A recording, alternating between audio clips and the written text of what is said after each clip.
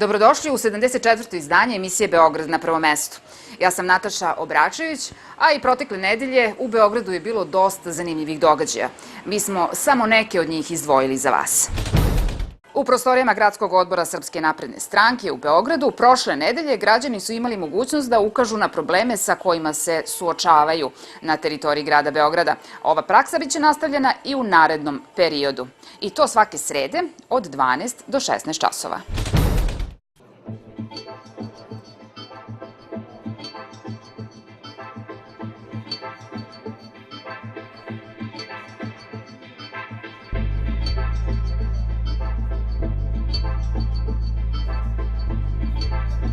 Odbornička grupa Srpske napredne stranke u Skupštini grada Beograda imala je praksu da svakog utorka i četvrtka prima naše sugrađane na razgovor.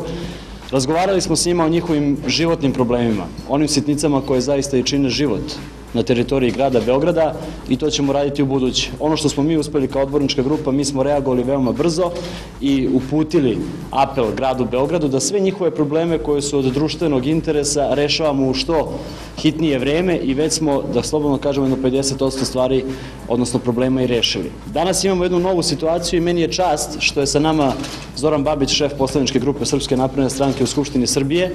Mi ćemo u narednom periodu svake srede od 12 do 16 časova u ovim prostorijama Gradskog odbora Srpske napredne stranke u Beogradu primati naše sugrađane, sa njima razgovarati i zajedno rešavati probleme koje su u našoj mogućnosti.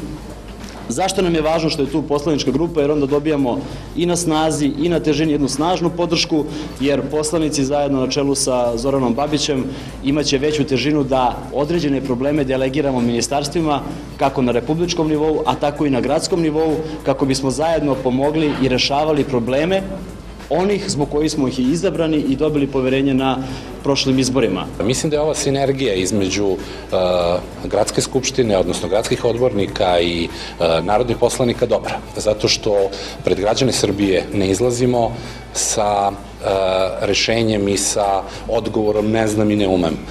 I taj odgovor ne postoji u rečniku Srpske napredne stranke. Samo postoji želja da se građanima Srbije, da se građanima Beograda pomogne. Na ovaj način, razgovorima koji će biti svakog utorka sa svim narodnim poslanicima, naročito sa narodnim poslanicima koji dolaze sa teritorije grada Beograda, rešavat ćemo i infrastrukturne probleme, rešavat ćemo i one probleme koje se nalaze u nivou i u domenu rešavanja u okviru ministarstava, javnih preduzeća i svih drugih organa vlasti. Aleksandar i ja smo u prostorije Gradskog odbora Srpske napredne stranke došli svojim privatnim autom. Pre toga smo bili u Kosovskoj ulici gde zaista, ne znam šta je uzrok, ali je veliki požar izbio u zgradi u samom centru preko puta zgrade Skupštine Srbije. Na taj način, ali i ovakvim permanentnim i stalnim razgovorima sa građanima pokazujemo da mi živimo isti život. Ne krijemo se ni iza tamnih stakala službenih automobila, ne krijemo se ni iza bilo kakvog obezbeđenja, niti nam je tako nešto potrebno. Želimo da živimo životom naših sugrađana, a to možemo jedino u stalnom dijalogu, u stalnoj komunikaciji, u stalnom rešavanju problema. Da li ih ima? Ima naravno. Od problema velike nezaposlenosti koji je prioritet Srpske napredne stranke i to radimo pravljenjem ekonomskog ambijenta, dobrog za ulaganje, dobrog za investicije, dobrog za otvaranje novih radnih mesta. Da li su to problemi infrastrukturne prirode da ljudima i u Beogradu, ali i u ostatku Srbije omogućimo što kvalitetniji i što bolji život. To su stvari za koje se vredi boriti.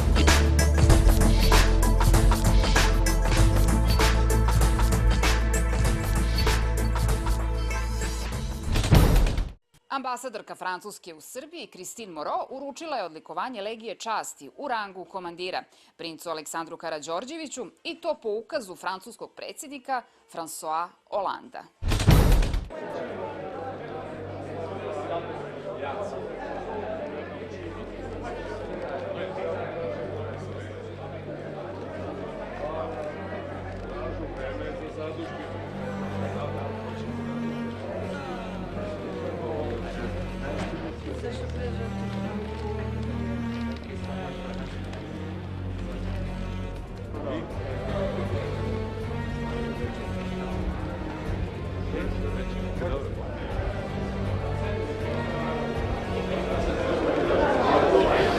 C'est un grand plaisir pour moi, ainsi qu'un grand honneur.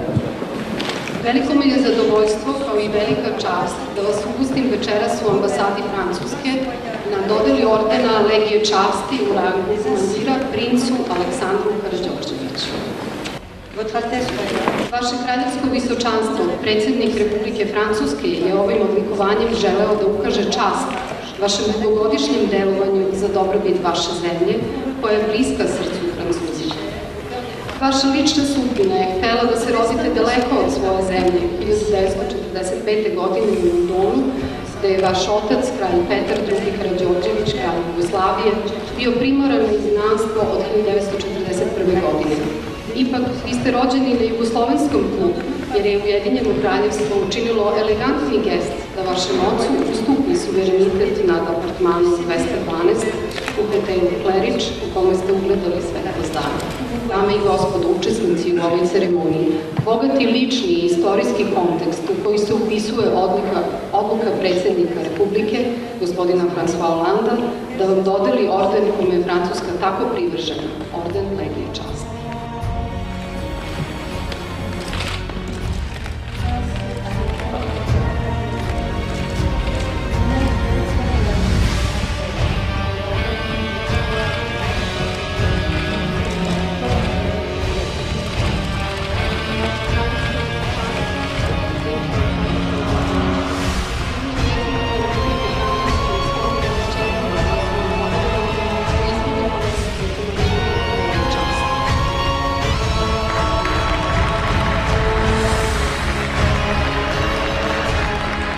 Velika mi je čast što sam danas ovdje povodom dodelje ordena Legije časti. Iz poštovanja prema Francuskoj i prema vama nastavit ću na vašem jeziku. Votre Excellence, Madame O, très touché, je suis redevable. Veoma sam divnut i zahvalan na časti koju mi je učinio veliki magistar Legije časti, njegova ekscelencija predsjednik Republike Francuske, gospodin François Hollande, i na posredovanju vaše ekscelencije u svojstvu ambasadora Francuske Republike u Beogradu povodom dodele komandirskog stepena ordena Legije časti, čija je deviza čast i otadžbina. Zaista, čast i otadžbina jesu vrline koje pokreću ljudi i narod. Orden Legije časti je u mojoj porodici deo istorije kojim se ponosimo. Moj pradeda, deda i otac bili su vitezovi Velikog krsta Legije časti. Njima se u svojstvu Velikog krsta pridružila i moja baka, kraljica Marija. I drugi članovi mog doma sa ponosom su nosili insignije ove institucije na svojim prsima, kao i brojni moji sunarodnici, ratnici, političari, umetnici i naučnici. U 2 rata Legija časti je bila jedan od zaloga našeg savezništva i borbe za civilizaciju. Beograd, naša prestonica, jedan je od malobrojnih svetskih gradova koji su nosioci ovog ordena. To je časna tradicija i sa velikim ličnim zadovoljstvom konstatujem da ta tradicija nije nestala.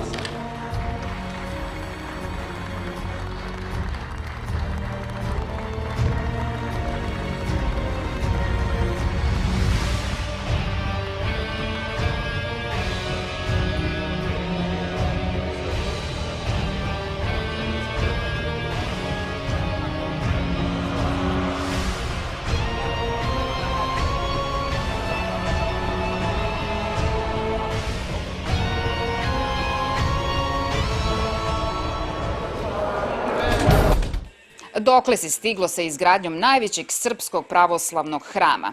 Nešto više detalja o tome saznali smo od profesora doktora Vojislava Milovanovića, protoneimara hrama Svetog Save.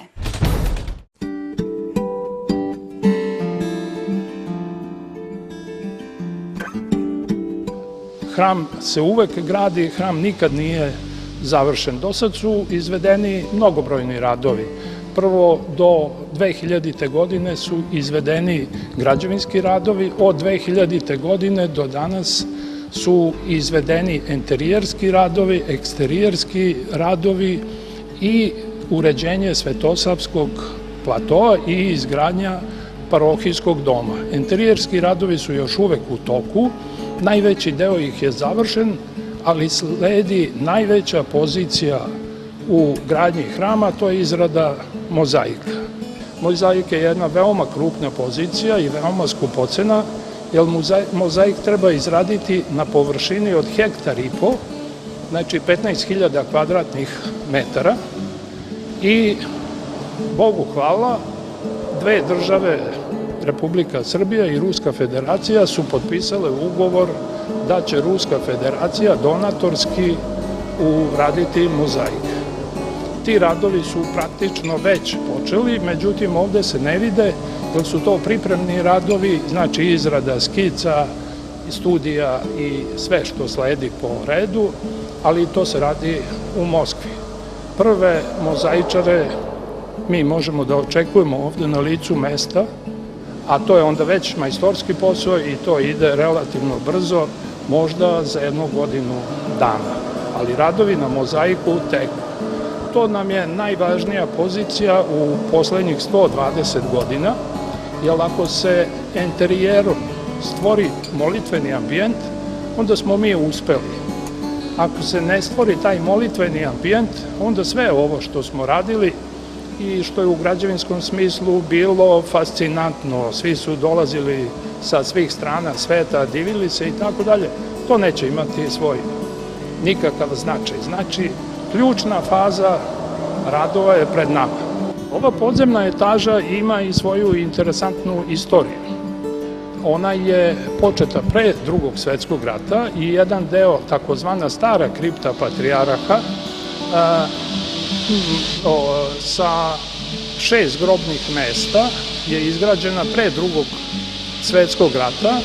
Posle Drugog svetskog rata u nastavku gradnje bila je doneta odluka da se kripta ne gradi po onom projektu od pre Drugog svetskog rata, jer je bila veoma pretenziozna i skupa i nalazila se na 2 etaže pod zemljom. A 2001. godine smo uspeli da izdejstvujemo da se kripta ipak gradi, ali 1 etaža, i to je ova etaža u kojoj se nalazimo. Ona ima 1800 kvadrata, što je jedan jako lep prostor. U gotovom objektu kripta je iskopana i to negde oko 17.000 kubnih metara je izveženo i urađena je ploča na kojoj smo bili pre ovog našeg razgovora. Sve je to izvedeno za ukupno 6 meseci. 2009. godine su urađeni radovi u kamenu i svi instalaterski radovi, a u toku ove godine se još uvek radi oslikavanje. Najstarija izdavačka kuća na Balkanu, Zavod za udžbenike, može da se pohvali prestižnim izdanjima. Jedno od njih svakako je i knjiga Filozofija angažovanja poznatog srpskog filozofa, profesora doktora Časlava Koprivice.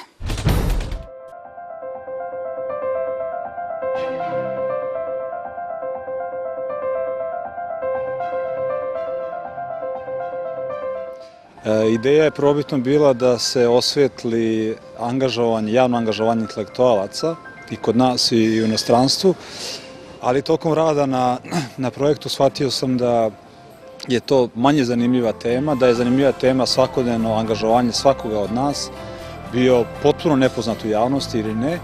Dakle, i teza knjige jeste da mi živimo svakoga dana, svakoga od nas, bez obzira koliko želi da bude neuočljiv, živimo i javnu i privatnu egzistenciju, u javnoj egzistenciji kao i u privatnoj, mi smo uvek angažovani ovako i onako. Nalazimo se u kontekstima koji od nas očekuju da se prema njima odredimo, koji nas ponekad i doslovno prozivaju i očekuju od nas da damo odgovor, bilo svojom riječju, bilo svojim činom, bilo gestom, tako da otprilike pokušao sam da zahvatim situaciju savremenog, modernog čoveka koji se nalazi u stanju angažovanosti. Nije kod nas neka velika scena i nema mnogo ozbiljnih izdavača kao što je Zavod za udžbenike, ima ih još nekoliko verovatno, ali našli smo zajednički jezik kao i prošlog puta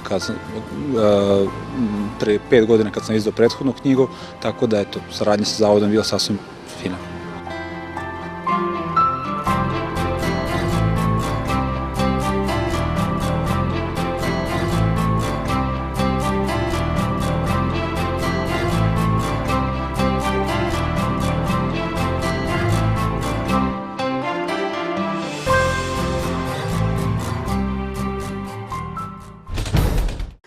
47. majska izložba Ulupuca pod nazivom Reč otvorena je prošlog utorka u kući kralja Petra I. Izložba će za posetioci biti otvorena do 1. juna, a ekipa emisije Beograd na prvom mestu bila je na otvaranju ove izložbe.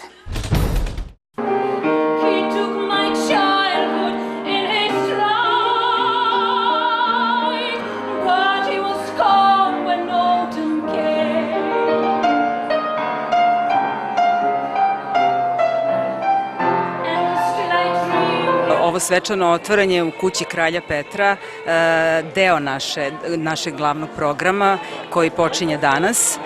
Završava se drugi deo programa izložbe koja ove godine nosi naziv Reč.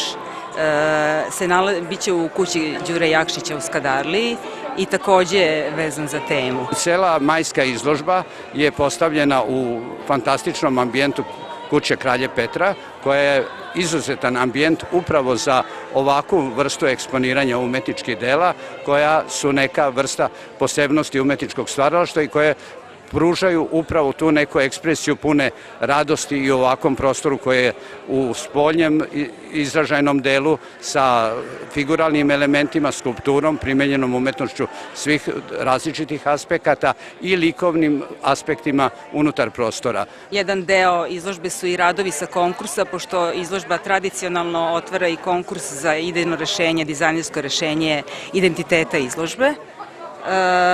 Nekoliko radova je izloženo. Zatim deo programa se odvija u ustanovi kulture Parobrod. Generalno Ulupuc kroz 63 godine svog postojanja i sa 47. izložbom pokazuje upravo tu jedan veliki volumen velikog udruženja, najvećeg srpskog udruženja sa preko 2000 članova, preko 600 slobodnih umetnika koji zaista obeležavaju umetničku sliku Srbije već niz godina, a ovih godina posebno to dobija na značaju jer je možda prelomni trenutak civilizacije generalno kada se mora razmišljati o egzistencijalnim problemima, o ekološkim, socijalnim, raznim problemima, međutim je sada upravo umetnost u trenutku kada mora da prevaziđe neke trenutne te krize socijalne koje ne apsorbuju previše kulturu i umetnost i upravo da pokaže bezvremensku dimenziju i univerzalnost značaja umetnosti uopšte.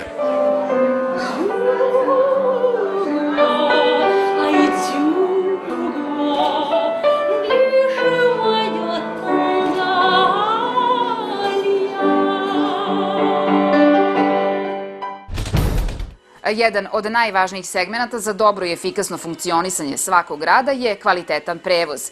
Ekipa emisije Beograd na prvom mestu isključivo koristi usluge BG taksija. Ukoliko želite da se bezbedno, udobno i kvalitetno prevezete sa jednog na drugi kraj grada, pozovite broj 19 800. BG taksi, izvolite. Ili Garašanina, samo mi ponovite broj. U redu, ostanite na vezi.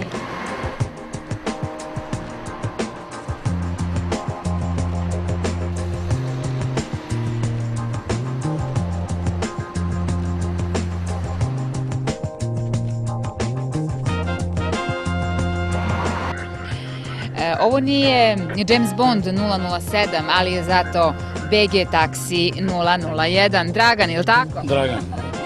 Kako je to biti prvi vozač u najnovijem, najmlađem taksiju u Beogradu, BG taksiju? Pa, to je lep osjećaj biti prvi u BG taksiju. Ovo je nešto novo u gradu, nešto novo koji drugi taksiji nemaju. Recimo, možete dobiti vozilo prilikom aplikacija za samo par sekundi. To što je najmlađi ne znači da neće da prestikne neke koji su možda dosta dugo u opticaju. Da. Naš cilj i cilj naš u BG taksiju je da ovo bude prepoznatljiv taksi po poštenju na prvom mestu. Da li ste se možda susretali sa nekim poznatim ličnostima, da li je bilo nekih iznenađenja za vaš posao? Šta biste izdvojili? Pa bilo je svega, recimo izdvojio bi još u vreme Jugoslavije kad sam dobio poziv i na adresu se pojavio predsjednik Republike Jugoslavije Dobrica Ćosić. Ja sam se iznenadio. Iznenađenje je bilo veliko. Da. Evo, samo što ponovim, 19.800, najnoviji taksi. Evo, sveže, od prošle nedelje. Ekipa emisije Beograda na prvom mestu nalazi se u dispečerskom centru BG taksija. BG taksi je najmlađi i najbolji taksi u Beogradu. Ukoliko okrenete 19.800, javit će vam se ove dve lepe mlade dame koje se zovu kako? Aleksandra. Vanja. Jeste. Znači, svi naši gledaoci slobodno mogu da okrenu 19.800, znači 19.800 i javljaju se Aleksandra i Vanja koji su trenutno tu, inače se menjate, je li tako? Jeste, radimo po smenama. Reci mi kakvi su ovi zahtevi onih koji žele da se prevezu iz tačke A u tačku B? Pa uglavnom zovu, zakazuju vožnje, na primjer dan ranije za aerodrom. Šta ti kažeš? Zdravo, izvolite, čekajte, kako ide obraćanje? Ajde da čujem. BG taksi, izvolite.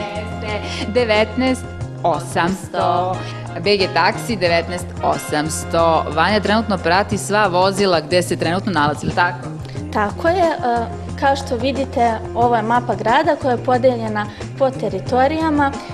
Svako taksi vozilo se nalazi na mapi, njegova putanja se čuva, svaka vaša porudžbina je sačuvana u našoj bazi podataka. U svakom trenutku možete poslati vaše dete, neku sigurnosnu pošiljku, bilo šta, bez razmišljanja, bez brige, sve će biti bezbedno i sve je sačuvano u bazi podataka. Sve će biti u redu i možemo da pratimo čak i putem mobilnog telefona. Upravo tako, sve ovo možete vidjeti i na vašem telefonu, tačno putanju u kojem treba da se krećete. Čak će biti iznos, ako se ne varam, iznos cena vožnje. Jeste. Ono što mi još meni zanimljivo jeste da morate naravno da okrenete broj koji je sad već postao poznat, 19.800. 19.800, tako je. 19.800, BG taksi, bio gost u emisiji Beograd na prvom mestu. Pretty Ballerinas je omiljeni brend baletanki svetski poznatih dama, kao što su Kate Middleton, Angelina Jolie, Kate Moss, Claudia Schiffer, Adriana Lima i mnoge druge. Ovaj svetski poznati brend otvorio je i svoju prvu kafe prodavnicu u Beogradu.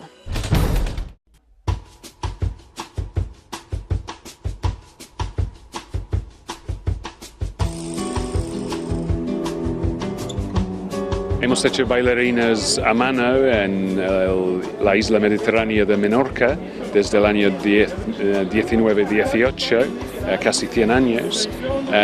Y hace 10 años este año lanzábamos la marca Pretty Ballerinas para dar una cara a esta gran tradición de hacer este tipo de producto.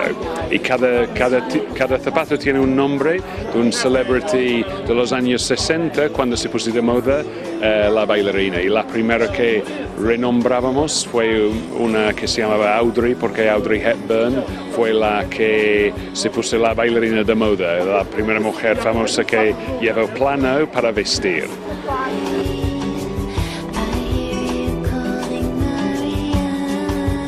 El modelo más popular este año y muchos años es una que se llama Rosario, que tiene la punta redonda, es plana, calza muy bien y es un modelo muy bueno para un básico en un color y siempre queda bien en el pie y eso es un ejemplo en un color azul celeste, los colores esos colores claros están muy de moda este año, los pasteles, la rosa clara, el azul claro, el verde claro. Y este tiene el detalle de la cuerda gruesa. Y también tenemos otro ejemplo aquí que está en los colores más de la marca en rosa clara, que es muy bonita. También igual para señora, igual para niña. Es un poco de fantasía, ¿no? Zapatos de rosa en purpurina es como lo más idílica y más romántica y se vende mucho y también vendemos a la mami y a su hija.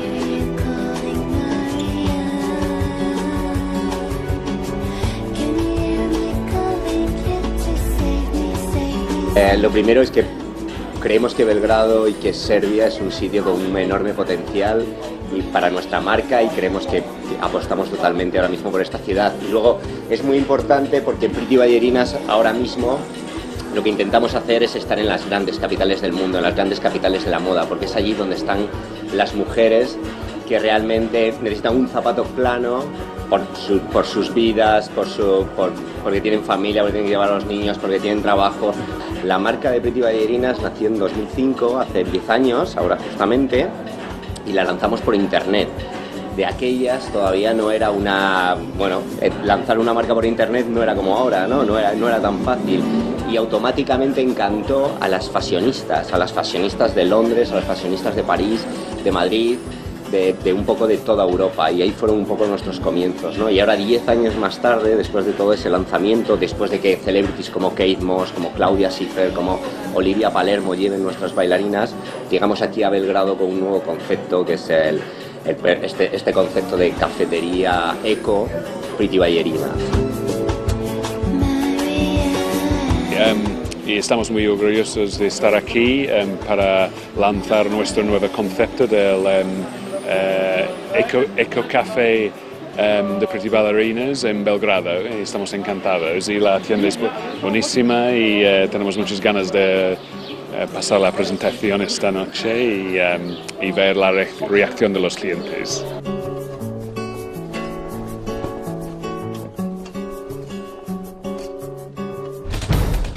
Naša poznata slikarka Gordana Tomić u galeriji Progres beogradskoj publici predstavila je svoju najnoviju izložbu pod nazivom Pravi mač. Odmah nakon Beograda i publika u Njujorku će imati mogućnost da pogleda ovu zanimljivu izložbu.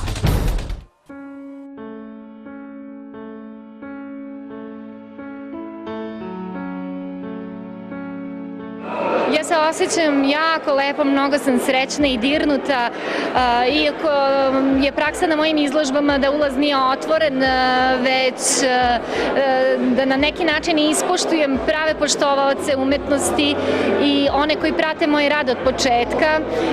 Potrudila sam se da napravim jedan ugođaj njima i nazvali smo ovo VIP openingom upravo zbog njih. I divno je koliko su ljudi zainteresovani, sa koliko pažnje pristupaju mom radu i vrlo sam dirnuta, trudim se da prenesem neku svoju emociju mojim slikama, posredstvom mojih slika na njih, ali oni su meni večeras preneli toliko ljubavi i divnih osjećanja. Cilj ove izložbe je bio da prvo predstavim nove slike u Beogradu, u beogradskoj publici, a potom idem na zakazanu izložbu u Njujork. Moji planovi su jedan konstantan rad na sebi i naravno da to delim sa ljudima koji vole umetnost i koji žele da se približe mojim slikama, možda da ih razmotre ili im one možda ugraju srce. Ova izložba do 24. maja, u nedelju veče, je kraj.